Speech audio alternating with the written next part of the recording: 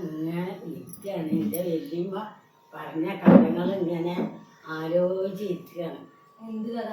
അപ്പൊ മാമ്പോർത്ത പാപ്പാന്റെ കഥ ഇങ്ങനെ എന്നോട് പറഞ്ഞു. അപ്പൊ അതിങ്ങനെ ആലോചിച്ചിരിക്കുകയാണ് ഞാൻ. മാമ്പത്തെ പാവാൻ്റെ ഒരു കഥ പറഞ്ഞുതരാം. പിന്നെ പാപ്പ ഇങ്ങനെ ഒരു പാപ്പാൻ്റെ അടുത്ത് ഒരാളുണ്ടായിരുന്നു. ആ ആളെ പെണ്ണുങ്ങളെ അടുത്ത് അങ്ങനെ പിന്നെ ഒരു ചൂട്ട് കൊടുത്തിന് പാപ്പ. ആ പാപ്പാൻ്റെ ചൂട്ട് കുറേ കാലം മുപ്പിട്ട് കൊണ്ടുപോയി കൊടുത്തിരുന്നു. അപ്പം ചൂട്ട് പിന്നെ രാത്രി വന്ന് പാപ്പ ചോദിച്ചപ്പോൾ എടുത്തു കൊടുത്തു. എന്തിനാണെന്ന് ചോദിച്ചപ്പം പാപ്പ മുണ്ടിയില്ല. പിന്നെ പറഞ്ഞ് പോയി ചൂട്ടയിട്ട് പോയതിൻ്റെ ശേഷം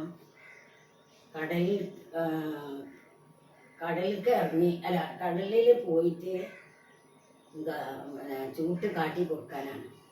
തെങ്ങുമ്മ കയറിയിട്ട് ചൂട്ട് കാട്ടി കൊടുത്ത്.